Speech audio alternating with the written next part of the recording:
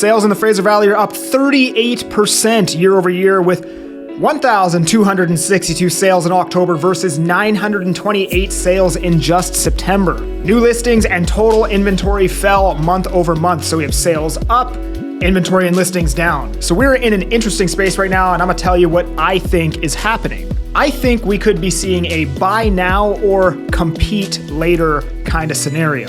Market sentiment is improving, interest rates have been going down, and things seem like they are starting to get better. And as an example of that, for the last 2 years, October has been dead. It's been a complete ghost town. And although it's still not piping hot, I think this recent rise in sales could be a precursor for what we're about to see in the spring market. The market's always busy during the spring. And if it's busier right now when it's been dead the last 2 years, and then in the spring we're likely going to have even lower interest rates, well, we could see a market that has a lot more competition come spring. And then the quality units and the quality properties could be going in multiple offers. I'm not saying that prices are gonna go up anytime soon, but what I am saying is that right now you have the opportunity to purchase a unit with very little competition. There's a lot of inventory to choose from. You have time to think about what you're doing. You're not rushed. There's not as much emotion involved in the purchasing process. And if you wait until spring, you may not have any of those luxuries. Although the prices might be the same, they might even be a bit lower,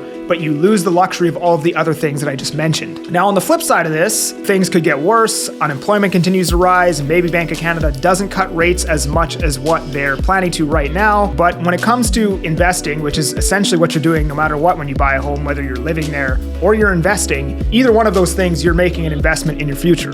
When it comes to investing, you're not eliminating the risk. You're going to take bets where the probability favors you the most. And right now, I think there's a higher probability of the market getting busier and the power dynamic shifting back towards the sellers. By the way, I'm not saying it's going to be a seller's market. I'm just saying we're going to go more from the buyer side and kind of shift back to the seller side. I think there's more probability of that happening than there is on the flip side of that. As an example, I'm going to give you some numbers so you can better conceptualize this. Maybe there's a 30% chance that prices are lower in the spring and it's even more of a buyer's market.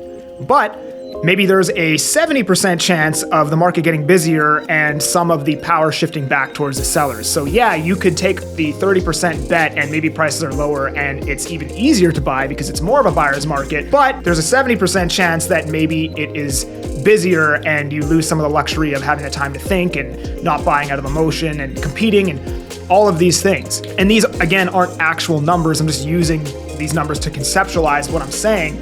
I think there's a higher probability that there's going to be more competition come spring. So I'm still in the camp that if you need to buy within the next 6 months, I would probably start looking at doing that sooner rather than later. Now, there's a ton of dark clouds looming over the real estate market at the moment, right? There is unemployment, higher interest rates, World War III, inflation, and a whole bunch of other things. So why would I even suggest buying a property given that all of those things could be coming down the pipeline? And some of you will say, well, it's because you're a realtor. And that might make sense if I wasn't putting my money where my mouth is. I actually bought a $1.1 million property myself in January, but I'd like to first preface this thesis by saying that I'm not bullish. I'm actually very bearish, and I'm so bearish that it almost seems like I'm being bullish at face value. Let me explain. A lot of people out there hold this opinion that there's going to be this massive reset in asset valuations. The stock market's going to tank, real estate's going to tank just like it did in 2008, and a lot of the wealth that the top 1% holds will be transferred back to the middle class when the middle class can buy in at cheaper asset prices. And I don't think that's going to happen because I actually think there's a way more painful scenario that could,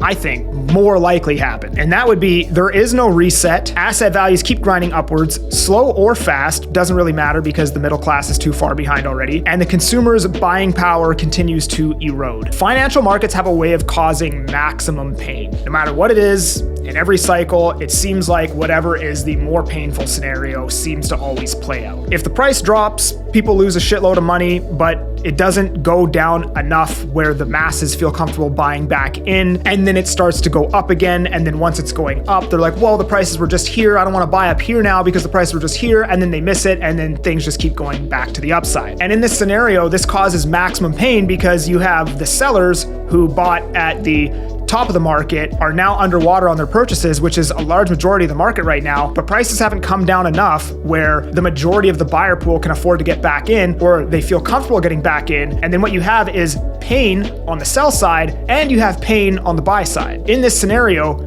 nobody wins and everybody experiences pain. And I think we're at that point right now. The market doesn't need to rocket to the moon. I think even if prices were to stay flat or even inch up a tiny bit, a couple percent per year, well, that's not going to be fast enough to save a lot of the people who overpaid on properties. Obviously, the prices aren't going to come down enough where, like I said, the large majority of the buyer pool can buy in or they feel comfortable buying in. And again, if prices keep going up, this is painful for pretty much everybody. 99% of sovereigns will eventually default on their debt. We've seen this over and over and over throughout history, and they will default via one of two ways. The first way is financial collapse, which is exactly what the 2008 financial crisis was in the States. That was a full-blown financial collapse. And what saved it is a bunch of money printing and bailouts, which is the second way that governments will choose to default, which is inflation. Our government is essentially choosing inflation. And inflation doesn't stop a financial collapse, it just prolongs it. But the difference is that when a government chooses to, I guess, default on their debt via inflation, it at least gives them more options and more time to think about things, right? They can erode the balance of that debt because obviously the amount that they owe stays the same, but if the value of the dollar goes down, well, technically the value of their debt goes down.